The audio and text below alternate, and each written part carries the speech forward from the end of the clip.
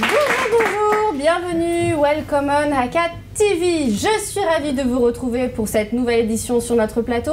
Je vous accueille pour votre rendez-vous d'actualité décalée, une People View 360. Et oui, tout de suite, nous sommes 100% People et c'est sur ACAT TV. Restez connectés avec nous et n'hésitez pas à réagir sur les réseaux sociaux avec le hashtag de l'émission ACAT TV. Au sommaire, mettons les petits plats dans les grands, nous allons parler ensemble d'enfants stars, nous allons parler de personnalités inédites, nous allons rire d'archives et d'infos décalées sur nos people, ce sera le journal de Valentin. Mais pour commencer, faisons déjà un tour d'actu sur tout ce qui s'est passé cette semaine. J'ai la chance d'être entourée de deux Valentins.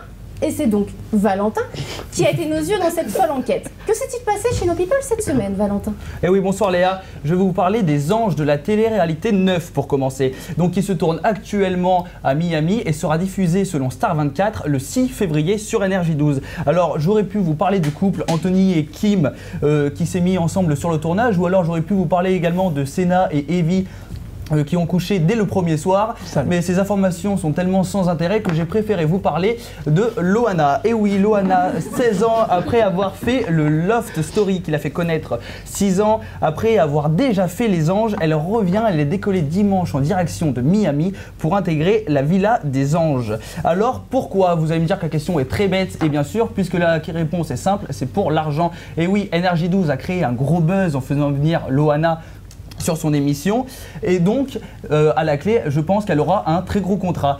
Et également pour elle c'est une manière de revenir sous les projecteurs, d'avoir une visibilité, et c'est surtout pour elle très intéressant puisqu'elle sort en février un single. Alors Loana, on s'en fout, on s'en fout pas? On s'en fout. On s'en fout. Ensuite je vais vous parler du magazine Télé Loisirs qui a publié lundi un sondage qui a beaucoup fait parler, puisque le sondage parle des animateurs qu'on aimerait voir plus ou des animateurs qu'on aimerait voir moins à l'antenne.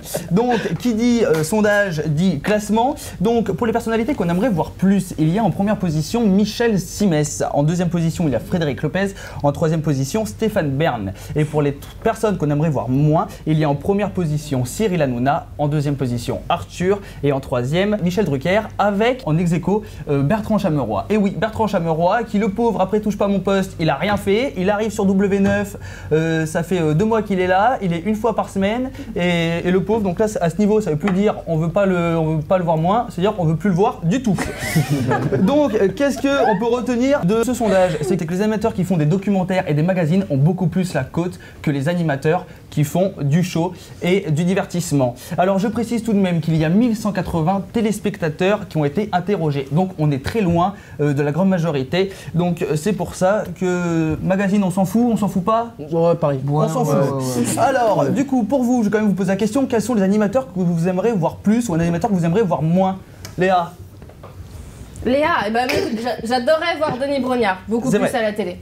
C'est vrai qu'il fait pas beaucoup de choses, il est notamment sur Koh-Lanta et sur quelques émissions de Formule 1. C'est pas qu'il fait pas beaucoup de choses, c'est que pour moi c'est un animateur qui est quand même multitâche et qui aujourd'hui représente une icône de la télévision et qui est capable d'apporter en même temps beaucoup de fraîcheur. Non mais il faut laisser la place un petit peu aux autres quand même. Ouais, genre Léa. Léa.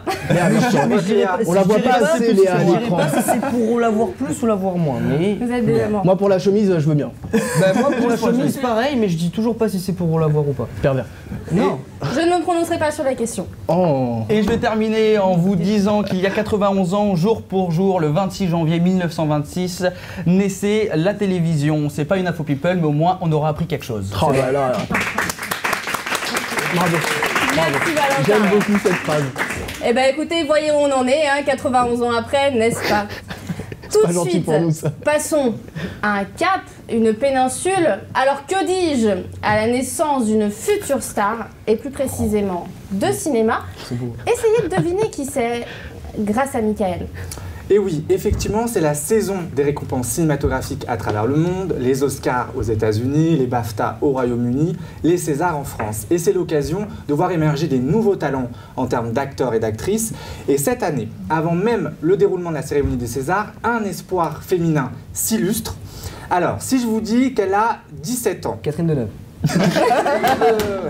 On n'a pas la même notion de la jeunesse. Qu'elle mesure 1m60. Mimi Mati. Non, là, vous êtes un peu généreux. Et qu'elle est la fille d'un célèbre couple d'acteurs. Ah bah on dit rien maintenant. La fille de Vanessa Paradis, Lily Rose Depp. Oui, Lily Rose Depp. Figurez-vous que Lily Rose, elle a déjà tout d'une star. Elle vit à Los Angeles avec ses parents depuis sa tendre enfance. Elle évolue dans l'univers du cinéma américain grâce à son papa Johnny Depp. Depuis son enfance, elle est habituée aussi à être traquée par les paparazzi. Elle s'intéresse précocement à la mode. Elle devient égérie Chanel à 15 ans. Ensuite, elle ouvre un compte Instagram, 2 millions de followers. Et pour finir, côté amour, elle est en couple avec un jeune mannequin britannique très sexy. Bref, elle a tous les ingrédients pour être une star internationale. Et en plus d'être belle, elle a du talent. Et elle le prouve dans le film La danseuse de la réalisatrice Stéphanie Di Giusto, pardon pour mon accent italien. Elle incarne une danseuse américaine dans l'Europe des années 20 qui parcourt l'Europe et la critique est dithyrambique. Elle est qualifiée de très cinégénique, de glamour, d'aérienne, elle capte naturellement la lumière. Bref, pour un premier film, c'est un véritable succès. D'ailleurs, l'Académie la nomme donc dans la catégorie meilleur espoir féminin. Reste à savoir si elle obtiendra la récompense. On le saura au Théâtre du Châtelet le 24 février prochain. Est-ce qu'elle fera comme sa maman Vanessa Paradis, qui a été sacrée meilleur espoir féminin du cinéma en 1990 pour le film Noces Blanches? On le verra au Théâtre du Châtelet fin février. Ce serait une belle histoire de famille. Vous êtes fan alors de Lily Rose Depp, si je comprends bien? Je suis plutôt fan de la maman, moi. J'aime bien la maman, je la trouve sexy, toujours jeune. Lily Rose Depp sur les parents, c'est peut-être rien. Hein. C'est une fille d'eux quand même. Comme tout le monde hein, d'ailleurs. Hein. Ouais. Bah. Bon, on va pas bien avancer. Hein. Bon, elle prouve qu'elle a du talent, donc laissons-lui sa chance. Oh le méchant. Après, je ne vous cache pas que c'est vrai que si aujourd'hui on devait tous suivre le chemin de vos parents, ça serait un mélange assez rigolo puisque moi, en ce qui concerne personnellement, entre une maman psychologue et un papa scientifique, j'en serais aujourd'hui à comprendre la nature profonde des atomes. Hein. Je ne commenterai pas. Bon, ce serait la pauvreté pour ma part, mais bon, c'est pas grave. Aucun problème. Tout de suite, passons à un nouveau sujet. Et si on parlait maintenant de personnalités inédites, c'est-à-dire de personnes devenues stars malgré elles et qui n'étaient pas à la base Vous allez y arriver. Vous allez y arriver. Prédestinées à ça. Dites-nous en plus, Fadi. Oui, tout à fait. Alors, pour savoir de qui nous allons parler, je vais vous poser une question. Donc écoutez bien sur le plateau, vous pouvez jouer aussi chez vous. Écoutez bien. Top, je suis un grand homme de par ma taille et mon charisme. Amateur de sport, de chant et de danse, je suis passionné par les réseaux sociaux. Merci. Et c'est d'ailleurs ce qui m'a permis d'atteindre le sommet. Avec mon naturel décontracté, drôle, proche des personnes et avec mon aisance ainsi que mon élégance, on me donne le surnom de Monsieur Cool. Calmez-vous monsieur, c'est pas chez vous. Ne cassez pas la table s'il vous plaît. Oui. Jean-Claude Van Damme. Mais non. C'est non, mais merci beaucoup. Top, originaire d'Hawaï, je fais des études de droit et me dirige ensuite vers la politique. C'est en 2009 que je suis élu le 44e président des États-Unis d'Amérique et que je reçois le prix Nobel de la paix, Barack Obama bien sûr. Et je l'applaudir, merci. Tu as gagné un dictionnaire. Oui, vous avez gagné un beignet. Alors Barack Obama, l'ancien président des États-Unis d'Amérique, puisque si vous avez hiberné ces dernières semaines, sachez que le roi Obama a été remplacé par le roi Donald Trump. Oui, vous allez tout le temps m'interrompre comme ça dans ma chronique ou dites-moi. Moi, personnellement, ça me fait penser au roi lion. Dites-moi pourquoi. Au roi lion. Je sais pas, moi j'y vois un peu comme la fin du règne de Mufasa et le début du règne de Scar. Ouais. Mais après ça engage que moi. Hein. Ah ouais, c'est tout. Après vous faites votre idée. Hein. On a les mêmes références, j'aime cet homme. Ah merci. En tout cas, à part l'aspect politique, Obama est connu pour être très proche des gens, très avenant. Il a également participé à plein d'événements dans le monde, dont la Star Wars Day, qui est en fait le jour qui célèbre la saga Star Wars, qui se passe tous les 4 mai de chaque année, donc un événement insolite pour un président de la République. Et il est aussi également très proche des enfants, dans le bon sens, bien sûr, je vous le rassure. Et il leur fait passer de bons moments. Ne rigolez pas, s'il vous plaît.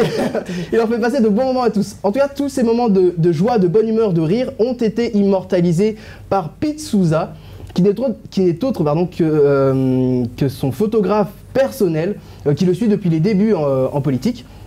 Il faut savoir qu'Obama est également très présent sur les réseaux sociaux et sur les réseaux sociaux, sur Twitter, etc. Et je me suis perdu dans les fiches en fait, je vous dis la vérité, voilà. Et, il est très fan des jeux vidéo, il l'assume lui-même, il l'a dit en conférence officielle que c'est un geek et qu'il l'assumait, qu'il n'y avait aucune excuse là-dessus. donc j'aime cet homme aussi. Et il a été le premier président à faire un selfie présidentiel. C'est pour dire que c'est un homme assez moderne et qui s'intéresse à l'ère du temps. Donc avec tous ces éléments que je viens de vous citer, il a été surnommé plutôt par la communauté américaine Monsieur Cool. Et en plus de ça, sa cote de popularité, grâce aux photos qui ont été postées sur les réseaux sociaux, a explosé. À tel point qu'il y a eu en 2016, en moins de 4 mois, 2 biopics, donc des films sur sa vie, qui ont été réalisés. Donc le premier qui s'appelle First Date de Richard Tan et le second Barry de mémoire Vakrim Gandhi. Et donc par conséquent c'est aussi le premier président à avoir des 2 films sur sa vie. En tout cas, Obama et sa famille sont retournés à la vie civile aujourd'hui. Ils ont plein de projets, bien sûr, leur popularité va leur aider. Je leur souhaite beaucoup de courage. Et j'ai 2 mots à terminer. 2 mots pour terminer. Fadi out. Oh là là. Merci. On sent que tu t'es Merci préparé. beaucoup, Fadi. Oh, les répétitions. Ah oui, la grosse fête. Merci beaucoup, Fadi. Bah écoutez, en ce qui concerne Obama, nous lui souhaitons bien sûr d'excellentes vacances, un bon repos et ma foi, tout autant de succès pour son successeur. Ouais, je suis contre, mais bon, Ouais, après, moi aussi. ça n'engage que nous. Mais Ça engage encore une fois que nous. Pour terminer, sachez que dans notre émission aujourd'hui, vous pouvez gagner un smartphone. Vous en saurez plus dans notre prochaine chronique. Avant tout, passons au Journal People de Valentin. Et oui, bonjour, Tintin. Le journal People, que s'est-il passé du côté de nos amis les People? On va voir ça tout de suite et on commence sans plus tarder avec la phrase du jour. Elle nous vient de Justin Bieber. Il a dit « Anne Frank était une fille formidable, elle aurait pu être une Belieber, une fan de lui en fait. » Il est débile. Hein. Ouais, non mais c'est un tout résumé. merci parce que j'osais vraiment pas le dire. Non mais c'est un désert culturel. Non, vraiment. Oh, attention, Bref, punchline. non mais il chante bien, il est mignon, etc. Mais voilà, faut pas qu'il prenne la parole sur ce genre de thème. Tout à fait raison, ne t'énerve pas. Non, je m'énerve pas. L'histoire, c'est l'histoire. Un peu d'amour, non mon Alors, Dieu. attends. Patton, c'est le nom que compte donner Donald Trump au chien qu'il va adopter pour son arrivée à la Maison Blanche. C'est un peu une coutume là-bas, dès qu'ils arrivent à la maison, tac, j'adopte un chien, ça fait stylé, on est bien. On imagine au vu des récents événements que le chien serait peut-être un mâle, à moins que ça ne fonctionne que pour les humains, je vous laisse réfléchir. D'ailleurs, en parlant de Trump, à son investiture, on a pu voir l'homme qui reluque, qui se fait gauler, mais qui s'en fout. C'est Bill Clinton. Voilà.